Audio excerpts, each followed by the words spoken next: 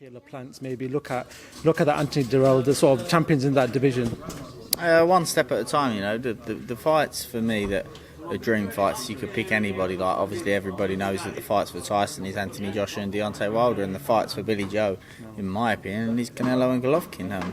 Obviously that's the fights that we'd like to make, but one step at a time. Like I say, Shefat Isufi demands respect. We've got that to get through first. You know, Billy Joe's moved up to super middleweight, not because he can't make middleweight, but because options opened up. And you know, Billy Joe's one of them fighters that nobody's going to say, I've got an idea, let's box Billy Joe. You know, if I was advising any fighters, I definitely wouldn't be advising them to box Billy Joe Saunders.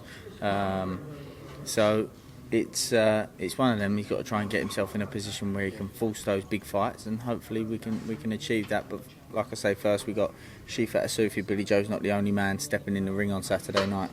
Ben, I want to talk about yourself. You've got two big fighters that you're training, and then you seem to do a few punditry roles here for BT Sport. How are you finding this sort of increased pressure in the last 2 years for yourself?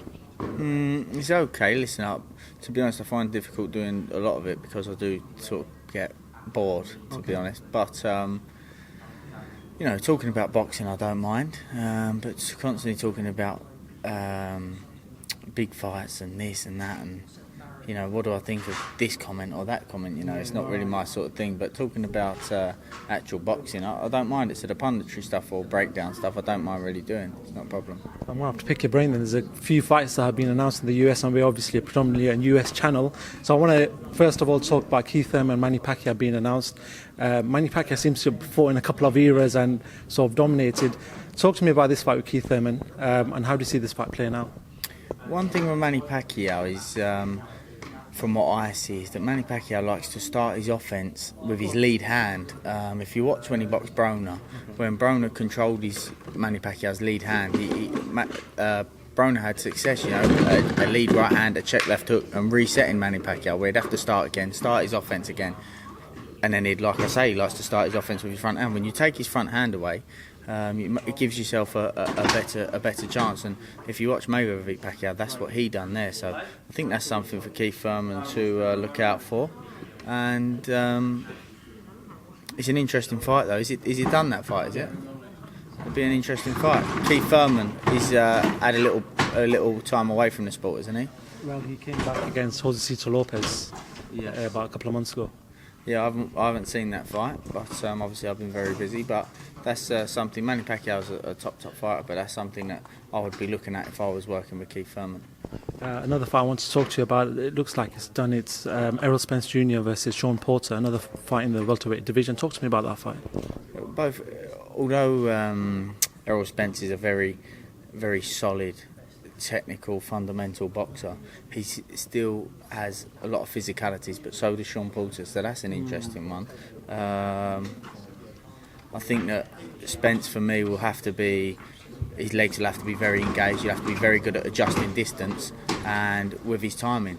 I think he'll have to use his he'll have to be able to maintain distance with Porter, give himself time and space to watch Porter, as Porter likes to sort of not rush in, but you know, he likes to close that gap quickly. So I think the more space that Spence can give himself to time that, will give himself a good option, a good opportunity. But that's an interesting fight as well, because like I said, they're both physical fighters, so that is an interesting one.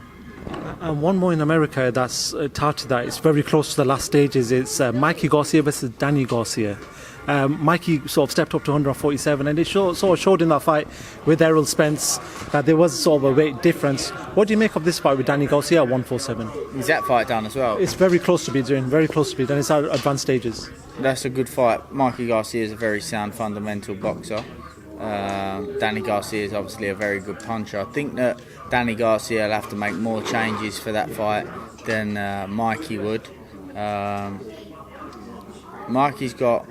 It was tough for Mikey against Errol Spence. You know, I think he struggled with that fight, but I think that you know, it's about styles for Mikey there, and I think that style-wise, Danny Garcia and Mikey Garcia should make for an entertaining, good fight.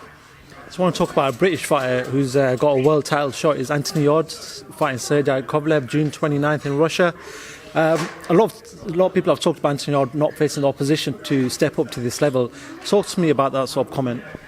Yeah, listen, I think Anthony Yarde's got a fantastic skill set. I think he's, I think to be honest, I'm going to put it out there, I think he's got a far wider skill set than Kovalev. I think that the toughest element of that fight for him is the physicalities. I think the size, the pressure, the conditioning and the strength of Kovalev will be the questionable areas for Yarde going into that fight. But as long as he can maintain that, then I think that he'll be able to have a successful night there. I'm going to back Anthony Yarde. Cool. All right. I think Bill's calling you. I think you got to go. So Ben, thank you very much. Talk to FightHype.com. I appreciate that very much. Thank you. Problem. Thank you.